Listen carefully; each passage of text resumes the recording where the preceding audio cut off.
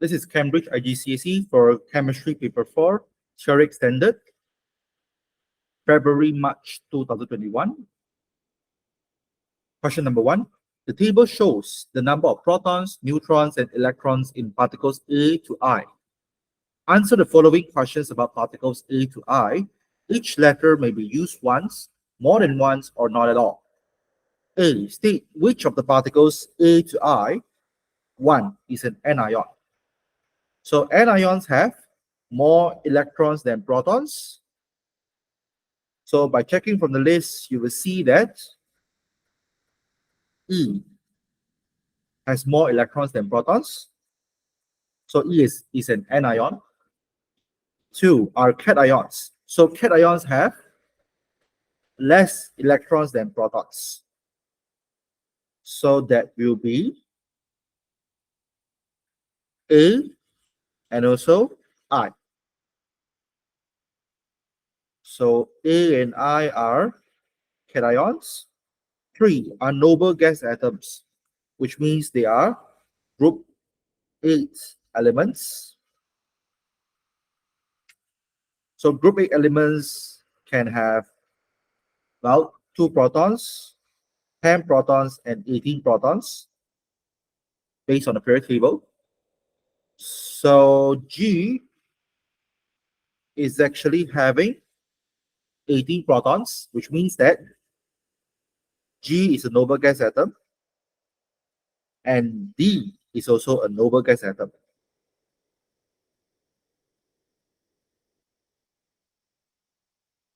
All right, moving on to 4 is a halogen atom. So halogen atom is actually a group 7 element. So the proton number can be either 9 or 70. So that will be F.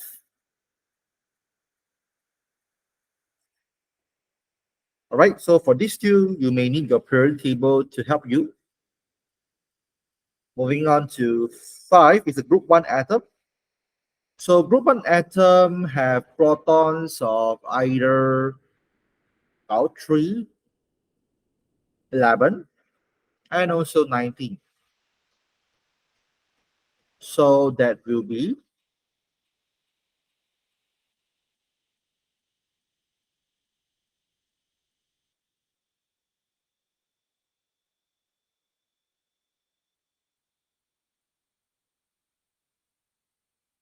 H. Okay, the answer is H. So, yep. H is actually a group 1 atom. And then moving on to 6, have the same nucleon number. So nucleon number is defined as the number of protons and neutrons. So you will need to find out the sum of this table, of these 2 columns. So let me just add them all together. And their sums are 1, 12, 14, 20, 32, 35, 40, 39, and also 40. So it is G and I that are having the same nucleon number. Then 7 causes acidity in aqueous solution. So what's the cause of acidity? That will be a hydrogen ion. So it is actually A. Right? A has 1 proton and 0 electrons. That is actually a hydrogen ion. And last thing is 8 is used to define the relative atomic mass of elements. So that will be carbon 12, which is B. All right, which is, well, carbon 12 has 6 protons and essentially nucleon number 12. So that will be B as an answer. All right, so B. Explain why B and C are isotopes of the same element. So isotopes are atoms of the same element with the same proton number, but different nucleon number. All right. But if we base on the question, it's better for us to just mention protons and neutrons instead. So let me just recorrect that. So you say with the same number of protons, but different number of neutrons. Please note that nucleon number and neutrons are different things, right? So with that said, let me put aside these two. So in other years, you can choose to use the bottom definition, but for this year, it's better for you to use the definition based on the question itself. All right. Moving on to 2. The elements shown are gases at room temperature and pressure: hydrogen, nitrogen, oxygen, and chlorine. A, state which one of these gases is green. So there will be chlorine gas. Moving on to B, the gases shown exist as diatomic molecules. State the name of another element which has diatomic molecules and is a gas at room temperature and pressure. So you can give me actually gases like chlorine gas is one popular example, which is diatomic in nature, as well as a gas at room temperature and pressure. Now, C. When separate samples of each of these gases are placed in a container, they will diffuse. 1. Describe why these gases diffuse. Well, the particles are in constant random motion.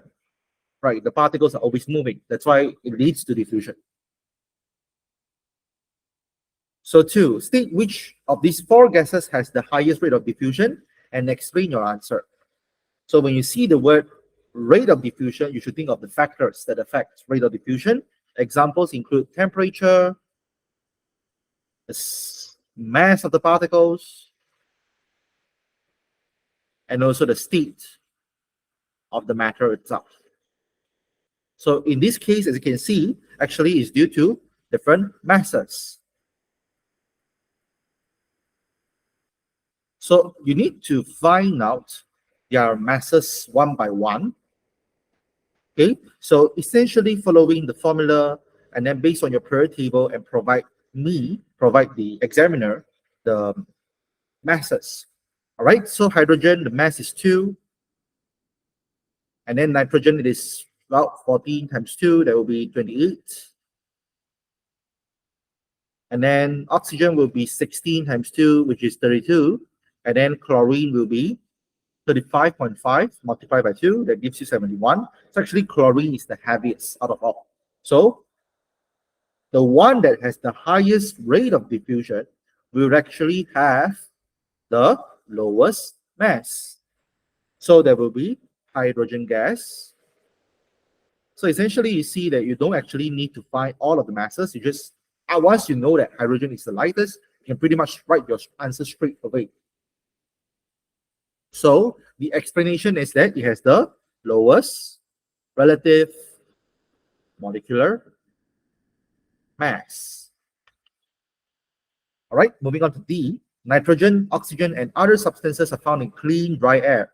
1. State the percentage of nitrogen in clean, dry air. That is actually just a 78%. And then 2. Other than nitrogen and oxygen, identify another element found in clean, dry air. So, for example, argon, right? Argon, which is an inert gas, is found in air. Moving on to the next one. 3. Identify a compound found in clean, dry air. Compound, for example, carbon dioxide gas. Right? Moving on to 4. Nitrogen and oxygen can be separated from liquid air. State the name of this process. That will be fractional distillation.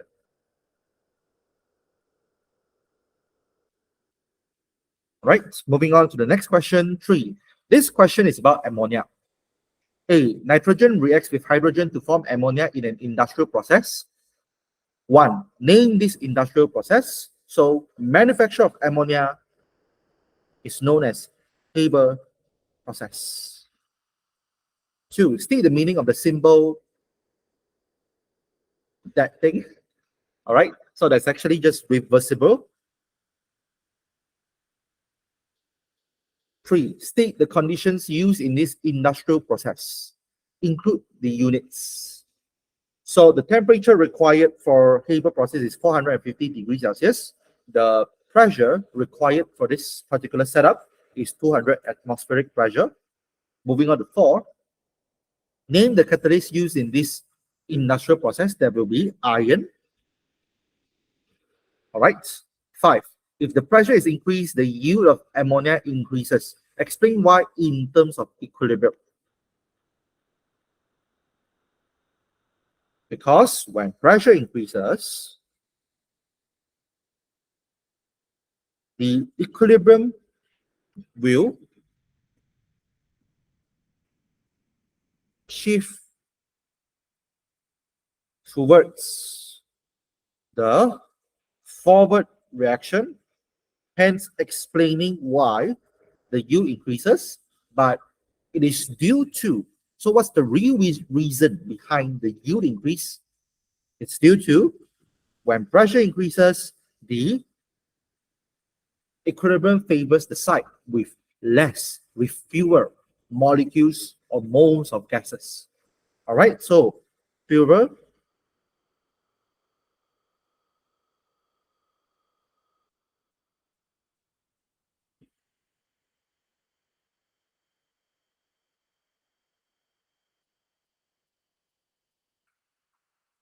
All right, so let me rephrase everything. When pressure increases, the equilibrium will shift towards the forward reaction in this particular reaction, actually, due to that's the side with fewer particles of gases.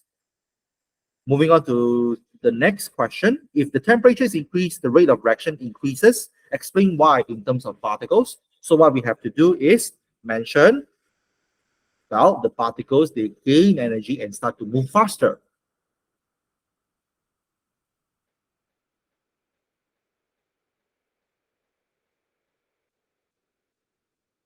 And that actually leads to more collision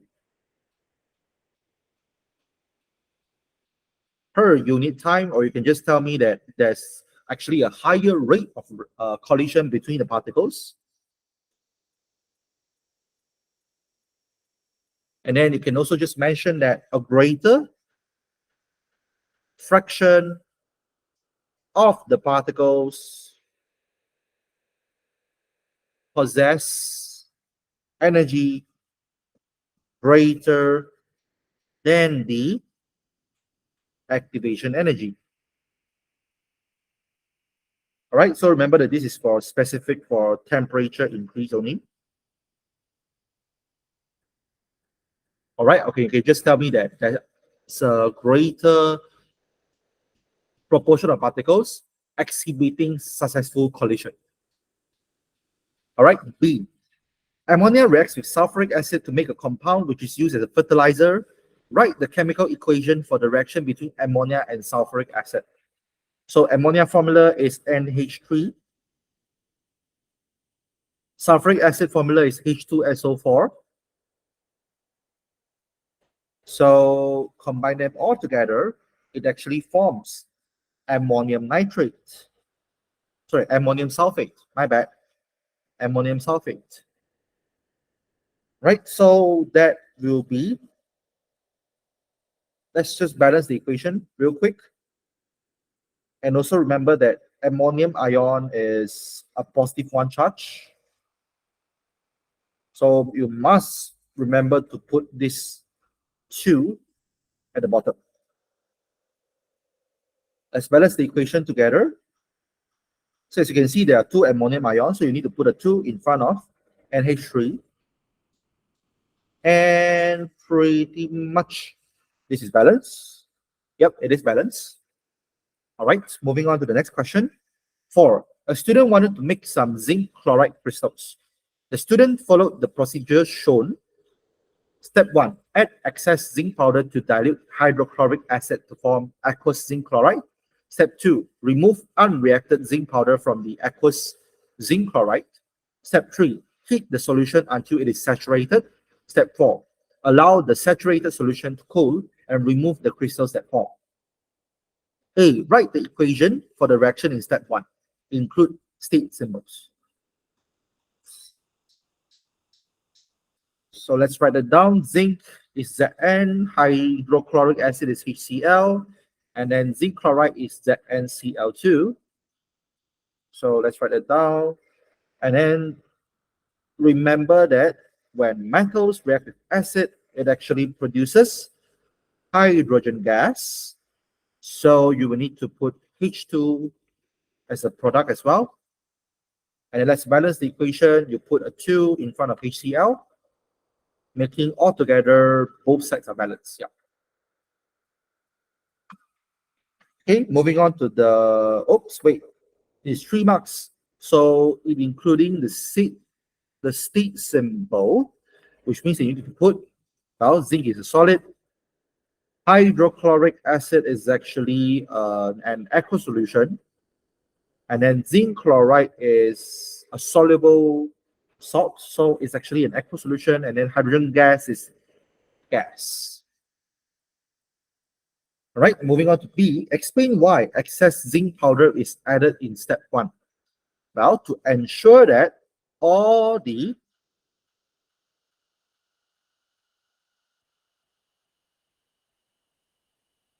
hydrochloric acid reacts. Right?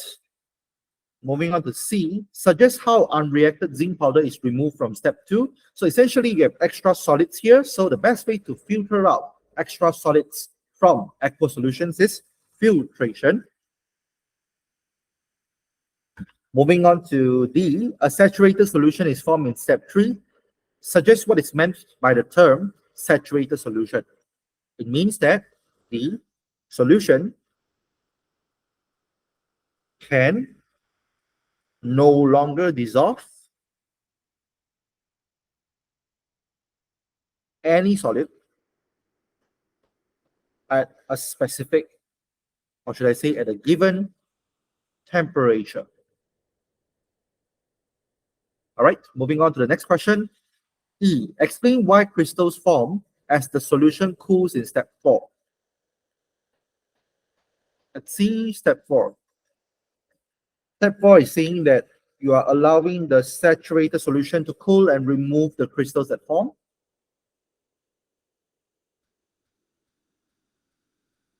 So, well, we know that when temperature drops, the solubility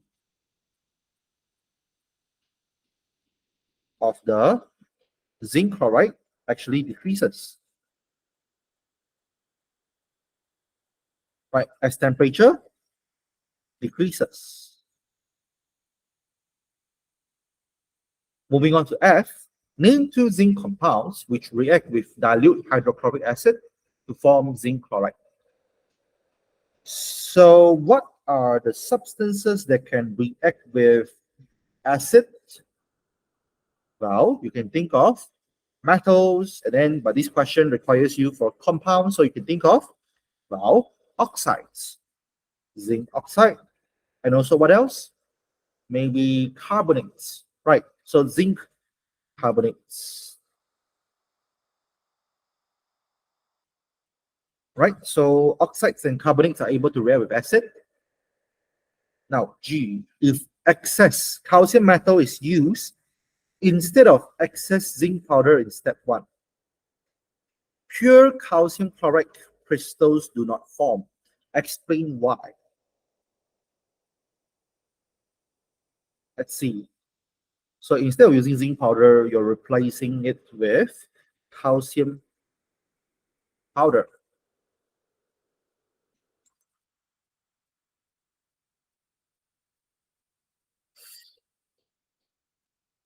Well, if you look at this reaction, calcium is capable of reacting with the water. found in the acid. Right. So this will actually somehow affect the formation of calcium chloride. Right. So you need to mention that this is because calcium can react with water. Moving on to page. Some salts can be made by titration. In a titration experiment, 20.0 cm³ of aqueous sodium hydroxide reacts exactly with 25.0 cm³ of 0.100 mole per cubic decimeters dilute sulfuric acid to make sodium sulfates. 1. Circle the name of the type of the reaction that takes place.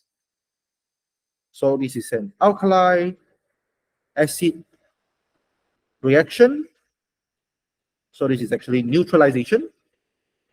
Moving on to 2. Calculate the concentration of the aqueous sodium hydroxide in gram per dm³ using the following steps. Calculate the number of moles of dilute sulfuric acid used. Now, what is the information given from the question about dilute sulfuric acid? It is 25 cm³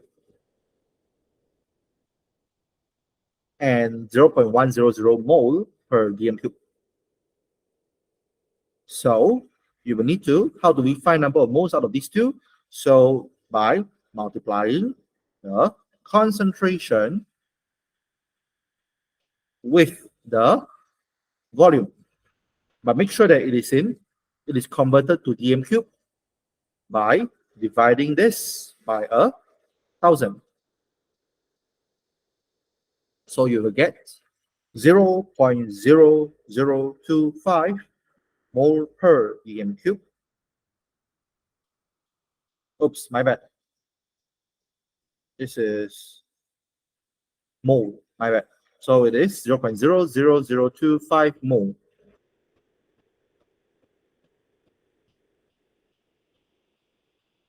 Right, because these two cancel each other, dm³ and per dm³ cancel each other. Moving on to the next question, determine the number of moles of sodium hydroxide which reacts with the dilute sulfuric acid. Based on the equation, it gives us a theoretical mole ratio, which is a 2:1 ratio. Right, theoretical mole ratio of sodium hydroxide and dilute sulfuric acid reacts at a 2:1 ratio. So the actual mole ratio that you are operating is, from the previous question, we found out that sulfuric acid is 0.0025. So it means that sodium hydroxide will be double of that. So 0.005. Right? So essentially, you need to just multiply this by 2 to get 0.005. Moving on to the next question, calculate the concentration of the aqueous sodium hydroxide in mole per dm³. We are actually given the volume of the sodium hydroxide. So we can find out the concentration by taking the number of moles from the previous question divided by volume. But make sure that your unit is converted to dm³. So 20 cm³ is actually 0.02 dm³. By dividing it by 1,000,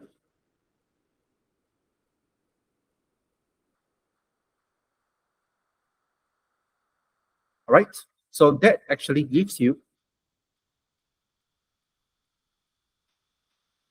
0.25, right?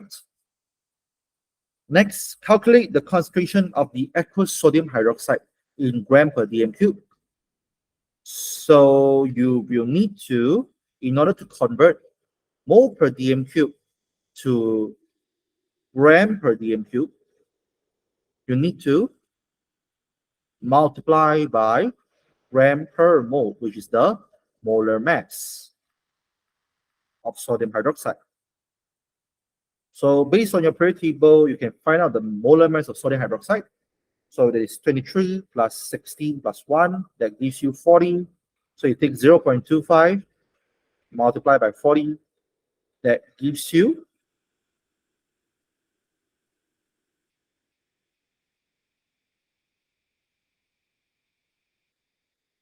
10 gram per dm cube.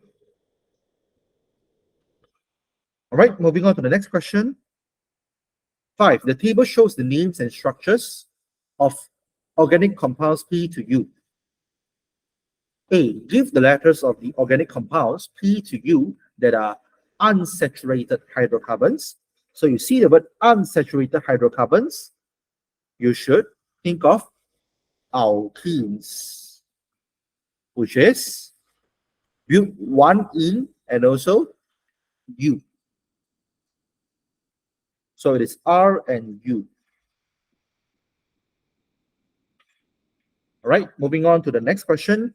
B. Describe the test for an unsaturated hydrocarbon that is actually just using bromine test, bromine water, or aqueous bromine test, which it decolorizes as a result, as it reacts actively with the carbon-carbon double bond. C. But1ene is an unbranched molecule. 1. Name the unbranched isomer of but1ene. So there will be just but2ene, which means instead of having, well, let me draw but1ene for you just real quick. So instead of having this structure, you are having the double bond at the second position instead. So it will be looking like this.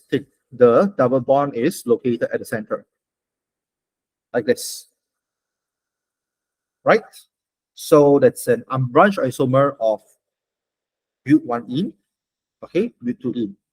Now, 2, draw the structure of a branch isomer of but1ene. Show all of the atoms and all of the bonds. Now, this time it wants you to draw a branch isomer. So my suggestion is just draw a metal branch isomer. Right? So what you need to do is put a 3 carbon, right? In total 4 carbons, but then essentially 3 carbons, but the branch is at the center. All right, the branch cannot be found at the edges. So found at the center, and then next is just draw the bonds.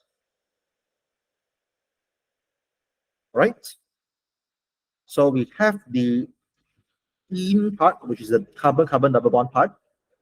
And then all we need to do is just fill in the rest with hydrogen atoms. Make sure that each carbon has 4 lines.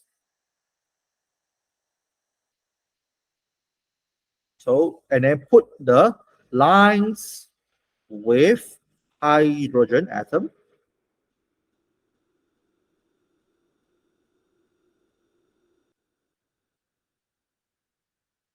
Right, let's double check the answer real quick. We have the main chain, which is a propene actually. And then we have a branch chain, which is a methyl group. Oops, I'm drawing an extra hydrogen. That's why I say always double check your answers. All right, let's double check again. Okay, triple check. So branching here, and then this one has 4 bonds. So it's 4 bonds, and then this one has 4 bonds. Okay. All right.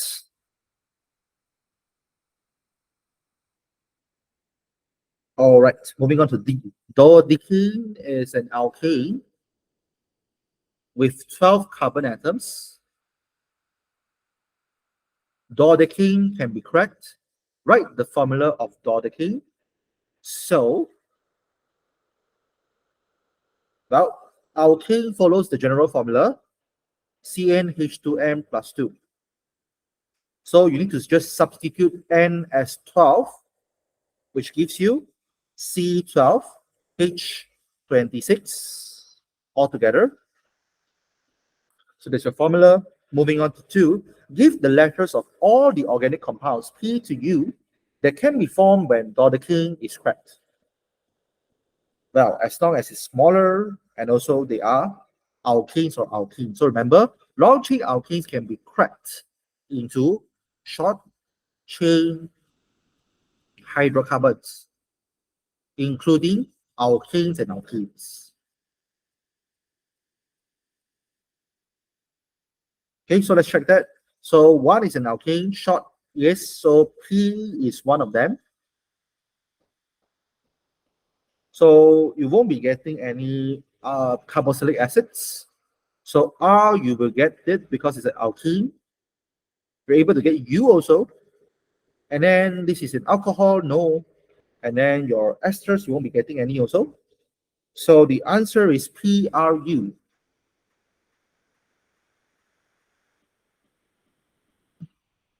Right. Moving on to the next question. E. Name the reagent and suggest the conditions needed to convert organic compound U into organic compound S. Let's look at what's U and S. So U is an alkene, S is an alcohol. This is a propene, and then that one is propanol. So how do we convert alkenes to alcohols? By either hydration, right, or no, only hydration, right. So essentially, the reagent, you need steam.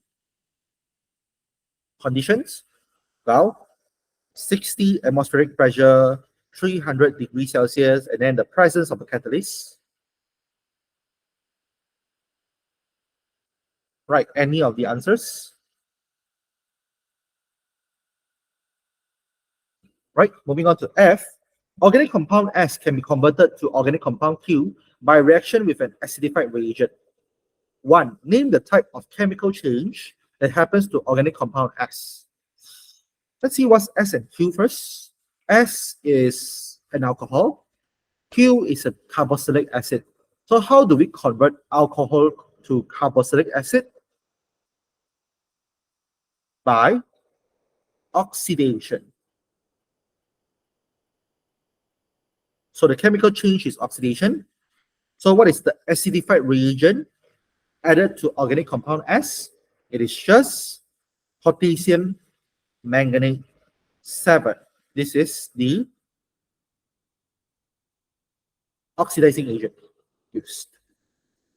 Moving on to G, organic compound T is made by reacting two compounds together. 1. Name the homologous series that organic compound T belongs to. Now, in your syllabus, you only learn about the organic compound is made from reacting two compounds together, which is an ester. So name the two compounds which react together to make organic compound T. Draw the structures of each compound you have named. Show all of the atoms and all of the bonds. Now let's look at T. Methyl butanoate. Now, how do you make methyl butanoate?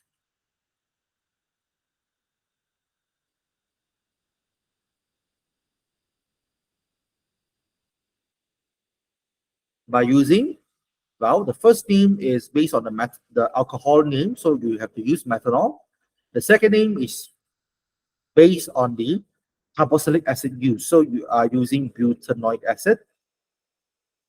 So you will need these two and essentially start drawing it out. So methanol, how do we draw methanol? Methanol is a 1 carbon alcohol. So alcohol has an hydroxyl group, and then fill in the rest by hydrogen, fill in the rest of the bonds of carbon with hydrogen, and then butanoic acid. But tells you that it has 4 carbons. So let's draw it out. 4 carbons. And then because it is a carboxylic acid, you need to put a carbon double bonded to an oxygen, and then single covalently bonded to an oxygen atom, and also a hydrogen atom. And then fill in the rest of the structure with hydrogen atoms.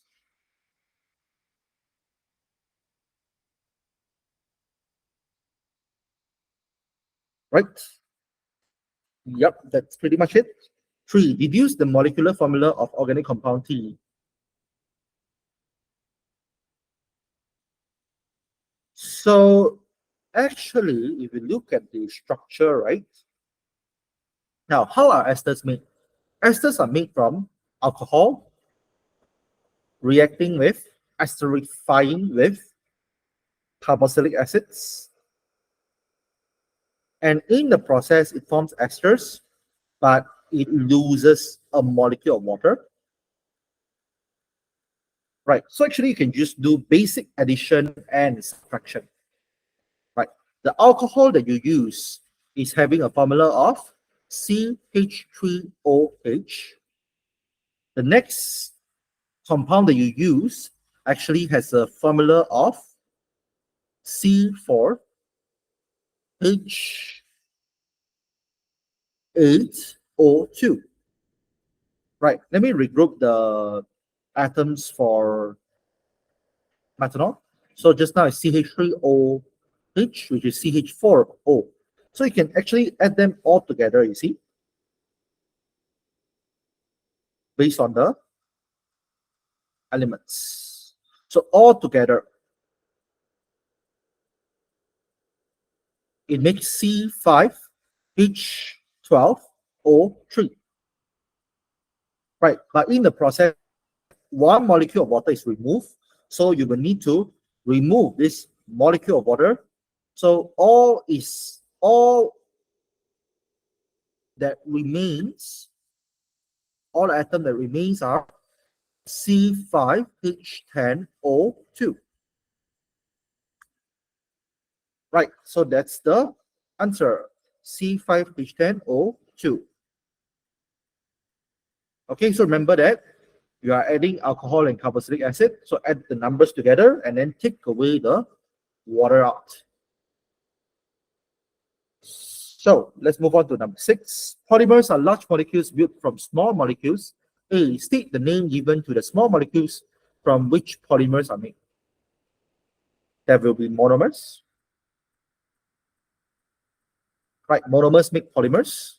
So monomers is a single unit. Polymers are multiple units of monomers bonded together. B. The formula of a polymer is shown. 1. Draw the structure of the small molecule from which this polymer is made. Show all of the atoms and all of the bonds. Now, how do you draw the monomer? Simple strategy. You copy and paste first everything from the repeating unit, but without the bracket at the end. But this time, the outer bonds are removed. Okay, there is no longer linking, and then you must convert the center bond into a double bond,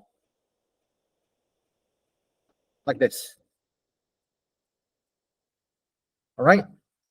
So the center bond becomes a double bond. Let me shrink it slightly. Yep.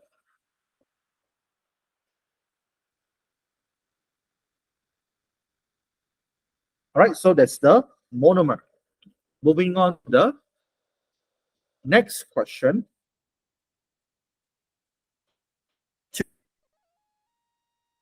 Hold on just a minute. You see, this question is a tricky one. It says that it wants all of the bonds. So I think it's better for you to draw everything out, just in case, because it's an instruction, so you must follow it. So instead of me drawing CH3 and CH3, you need to explore it. So allow me to orientate this to the right-hand side.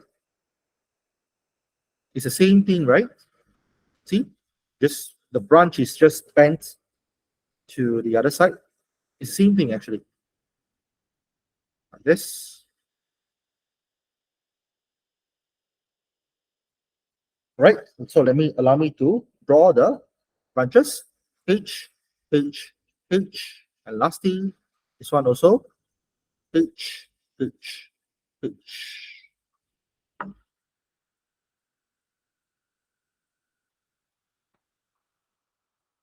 Right? Okay, so that's actually the real bond of, like, you are actually showing all of the bonds. So we have to follow the instruction anyway.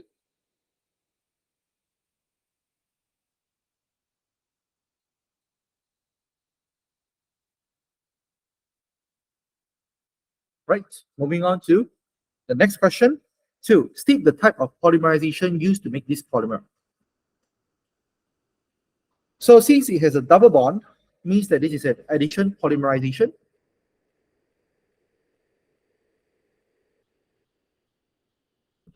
Right?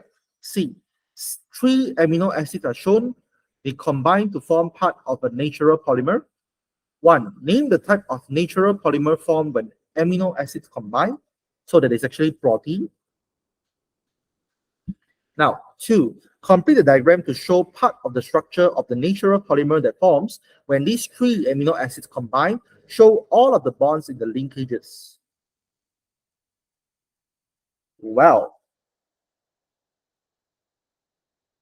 all right. Okay. So, how is an amide bond formed between amino acids? So, it's actually pretty similar to the condensation reaction, esterification reaction we mentioned just now. It removes a particle of water.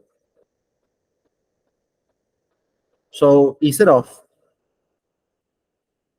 having this endings intact, right, a molecule of water, which is H2O, is removed. So left with CO and also NH. And this one also CO, left with CO only, and then this one also left with NH. And then that's pretty much the structure. So what you need to do is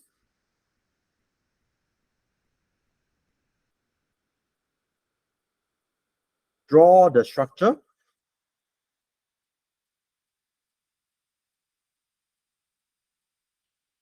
So in the process of losing the water molecule, the amide bond is formed. Right, so it's CO, NH, CO, NH, CO, NH, etc. So let's draw the terminals. So it's non-terminating because this is a polymer, like it just keeps on repeating depending on the type of protein you're looking at. So let's look at how these 3 marks are awarded. First, the correct amide link between the blocks. And then second is the correct orientation. And then including the terminal groups with correct orientation. And then there's also the continuation bond between the polymers. Okay, so last question, name the type of chemical reaction that takes place when this natural polymer is converted back to amino acids. So how is protein converted back to amino acids? Via hydrolysis. Okay, so that's the end of this paper's discussion. Thank you so much for watching. This is an impromptu discussion, so some of the lagging might be present during the discussion. I apologize for that, but I hope that it does help in your examinations. So thank you so much for watching, and I'll see you in the next one.